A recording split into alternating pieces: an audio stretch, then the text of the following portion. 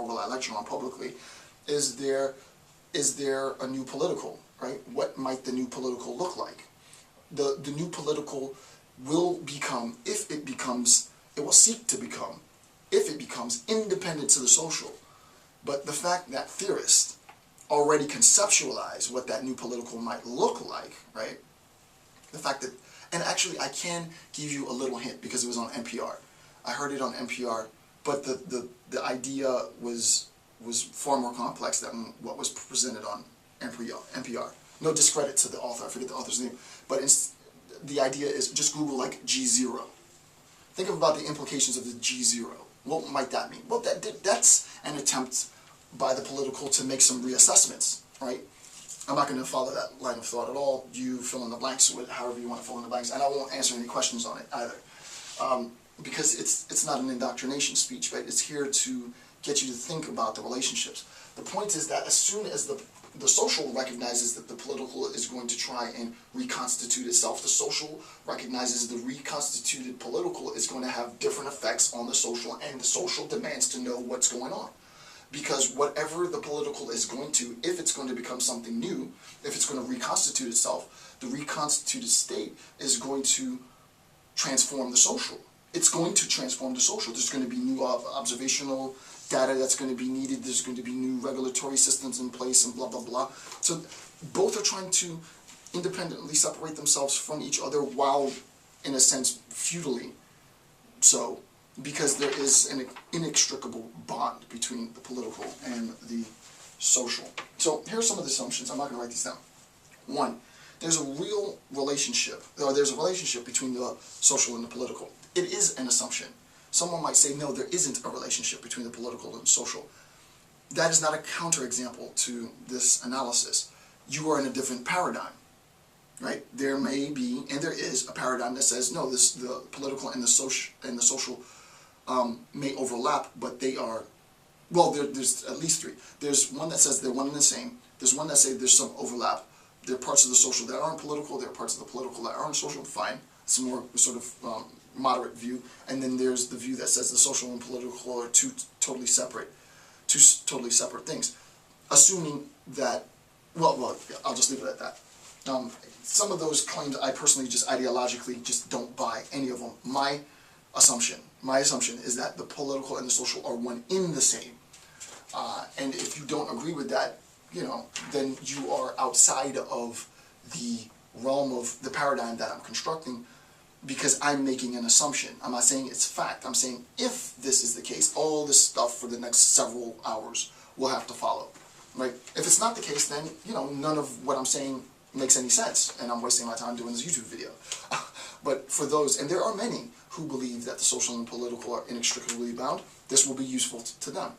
Ideologically speaking, if you think the social and the political are separate, not should be, are completely separate, there's no part of the social, and there's only really, really radical people, I think, no offense if you have this view, believe that the social and the political are two totally separate things, right? There's a sense in which you talk about policy as not really being political, and because policy becomes the sort of the bridge between the political and the social, but it is neither political nor is it social. I mean, I've read those arguments, I know those arguments, I don't particularly buy those arguments. I believe they're one and the same.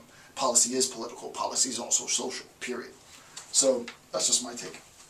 Okay, so the first assumption is there is a relation, and you know what's crazy? The lecture is as long as all my other lectures are, but I feel like I'm packing in a whole lot more information, which is good. So the first assumption, bottom of page 1, which I need to number, there's a relation between the social and the political. And the second assumption is that that relation is defined in terms of political will as, quote, and this quote comes from, obviously you see where my ideological affinity is, quote, from Lasky, quote, the expression of public opinion. So now we can talk technically about the social and the political in rather technical terms, right? So with respect to the social and the political, we have public opinion, and then we have political will. will and public opinion. That's the important. So when I use will, I'm referring to the state. When I use opinion, I'm referring to the, and this is not my terminology, obviously, this comes from, and you guys know that, this is advanced. Okay, so public opinion and political will. So the idea then is to conceptualize the logical relationships between the political and the social in its most grand complexity. And the relationship is between homogeneity and heterogeneity. So on the one hand, we can have homogeneous public opinion. On the other hand, we can have a heterogeneous public opinion. That's what I write. H-E-T-R-O-G. I put G-E, H-E-T-R-O-G. G-E-N-I. G-E-N-I. G-N-I-O-U-S. Yeah. So we can have a homogeneous public opinion. We can have a heterogeneous public opinion. We can have a homogeneous political will. We can have a heterogeneous political will.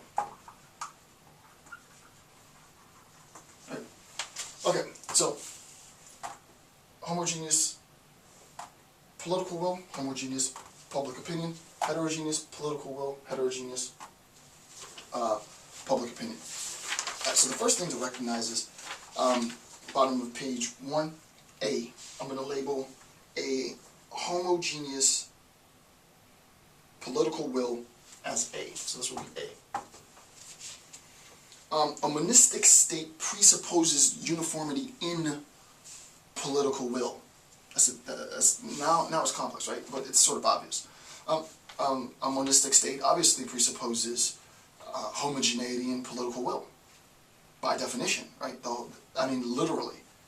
I don't want to go as far as a priori, but by definition, a monistic state presupposes homogeneity of political will. Whereas, in a monistic state, it would be false to say. It would be false to say that it presupposes a heterogeneity of political will. That's false, right? There isn't a heterogeneity of political will in a monistic state, because that undermines the idea of what it means to be a monistic state to begin with.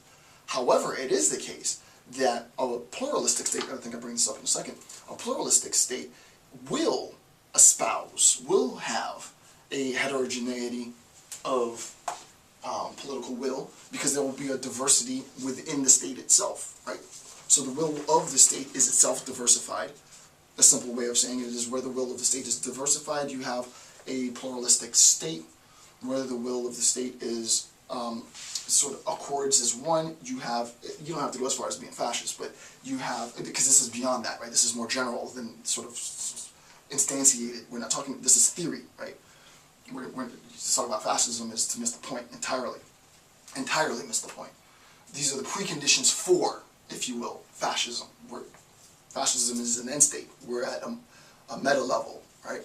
So that the idea is, with respect to a homogeneity of, and it doesn't have to be negative, right? With respect to a homogeneity of political will, it has to manifest in a monistic state, the argument, right? So, obviously B then, on the top of page 2, is a heterogeneity of political will. A pluralistic state would have to, as I just said before I turned the page, I probably should have turned the page before I started blabbing my mouth, but a pluralistic state obviously by default presupposes diversity of diversity or divergence. Well, this isn't all my wording, but I didn't want to just say diversity because in a contemporary sense, diversity sort of itself means like balance, and we think of diversity in terms of race and gender and age and educational levels and blah blah blah. So diversity, yes, in that sense, but also divergence, right? You can have a pluralistic state insofar as the ideological underpinnings of the state are themselves not sort of rigidified, right? They aren't themselves uniform, so that there is, with respect to the complex interests of the state, which we talked about earlier, with respect to the complex interests of the state, the goal of the state